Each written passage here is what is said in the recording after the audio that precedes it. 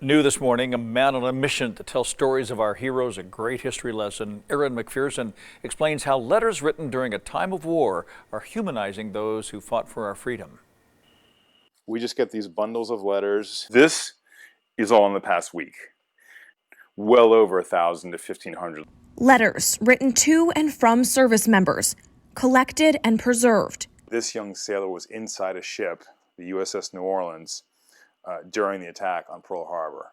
Recording history and bringing these men and women to life. They make it real and they make it personal. And ironically, I hated history growing up. Now, Andrew Carroll is hooked. He's the founding director of the Center for American War Letters. What I most hope comes out of this project is that we can humanize these men and women who serve. They are not just soldiers, sailors, airmen, and Marines. Every single one of them has a loved one, has a spouse or a sweetheart, they're a child, they're a parent. And just to remind people that these are not statistics that go off to fight, and to remember the actual names and stories of these incredible men and women.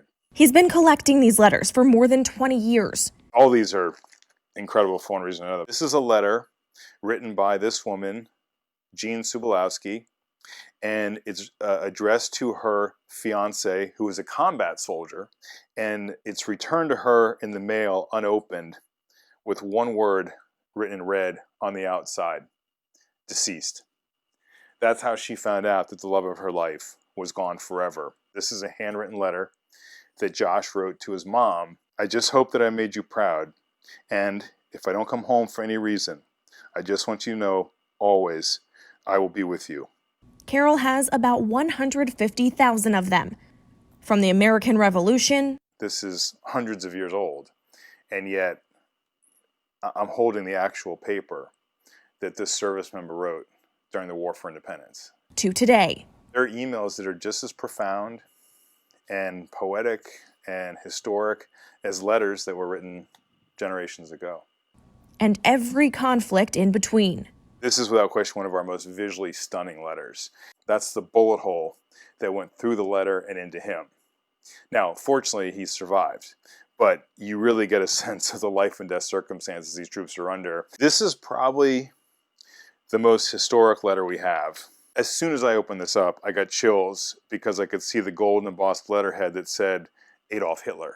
This letter was written by an American soldier sitting at Hitler's desk in Munich.